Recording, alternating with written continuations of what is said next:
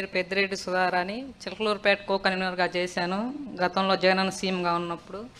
ఈ కూటమి ప్రభుత్వం రాగానే 5 రోజులకి పోలీసులను ఇంటికి పంపించి ఇబ్బంది పెట్టి నన్ను స్టేషన్కి రమ్మని చెప్పేసి, సర్లే అని చెప్పేసి నేను మా ఇంటికి వెళ్ళిన తర్వాత, అమ్మోళ్ళ ఇంటికి వెళ్ళిన తర్వాత మళ్ళీ మా వారిని పిలిపించి ఇబ్బంది పెట్టి, నేను సర్లే ఇవన్నీ గొడవలన్నిటికీ దూరంగా తెలంగాణ వెళ్ళాను.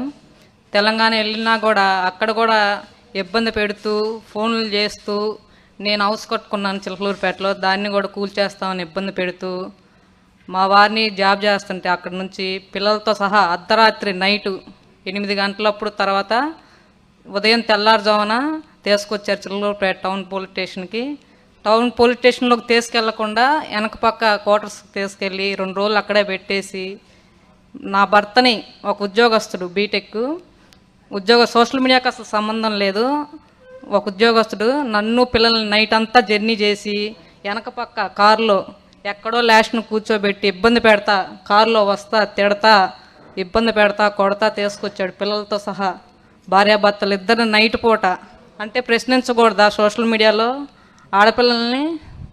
అర్ధరైతురని కూడా లేకుండా భార్యాభర్తలు ఇద్దరిని తీసుకొచ్చి కొట్టి హింసించి కోర్టుకు హాజరుపరచకుండా మళ్ళీ ఒంగోలు వీళ్ళే సాయంత్రం పూట ఒంగోలు స్టేషన్కి అప్పచెప్పి డిఎస్పీ ఆఫీస్కి తీసుకెళ్ళి అక్కడ కొట్టి నన్ను. ఒక మహిళ ఏం ప్రశ్నిస్తే తప్పైంది? ఇప్పుడు ఇచ్చిన హామీలనే కదా ప్రశ్నిస్తుంది మనం. ఒక మహిళని కూడా లేకుండా 50 రోజులు జైల్లో. ఎక్కడా చరిత్ర లేదు. జగనన్న మహిళలకి సంక్షేమ పథకాలు అందిస్తుంటే చంద్రబాబు మహిళల్ని జైల్లో పెట్టేస్తున్నాడు. ఎక్కడా లేదు చరిత్రలో. ఆడపిల్లని 50 రోజులు జైల్లో పెట్టి ఒక్క కేసు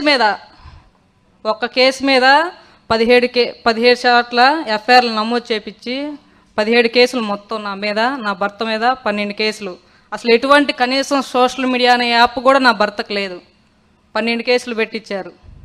12 కేసులు మొత్తం చిన్నపిల్లలు. నాకు చిన్నపిల్లలు 7 సంవత్సరాల పాప, 9 సంవత్సరాల బాబు. మా దగ్గర నుంచి కారులో నుంచి లాగి పడేశారు. అసలు ఎక్కడ ఉన్నారో కూడా 5 డేస్ దాకా తెలియదు.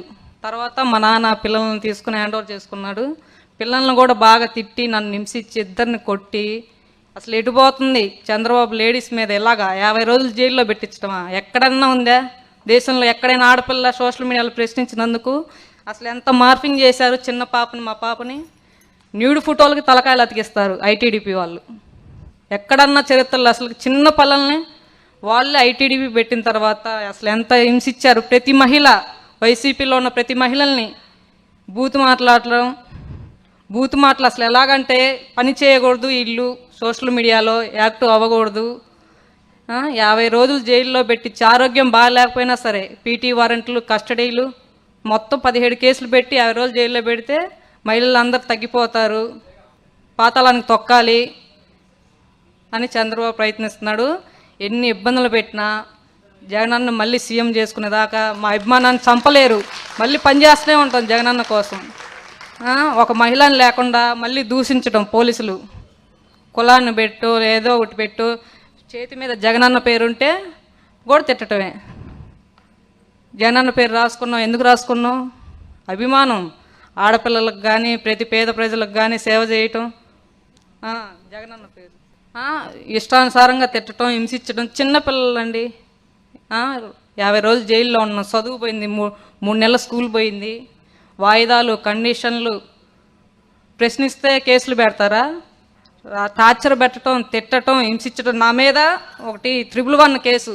అంటే 111 కేసు అంటే 1 year వరకు బెయిల్ రాకుండా రౌడ్ షీటర్ల మీద ఉపయోగించే 111 తీసుకొచ్చి 111 పెట్టకపోతే కొట్టేశారు. ఫోక్సో, ఆడపిల్ల మీద ఫోక్సో చట్టం చరిత్రలో ఎక్కడా లేదు, చంద్రబాబుకే దక్కింది.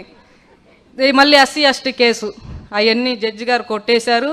మామూలు సెక్షన్లు ఇచ్చేసి అసలు తప్పు, ఆ అమ్మాయి ఒకసారి విచారించండి అని చెప్పేసి ఫోక్సో చట్టం 111 ఎస్సీ ఎస్టీ కొట్టేసి మామూలు సెక్షన్లు ఇచ్చారు.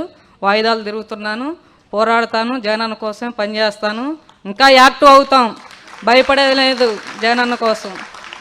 అది ఈ అవకాశం ఇచ్చినందుకు కళ్యాణి మేడంకి ధన్యవాదాలు. అందరికీ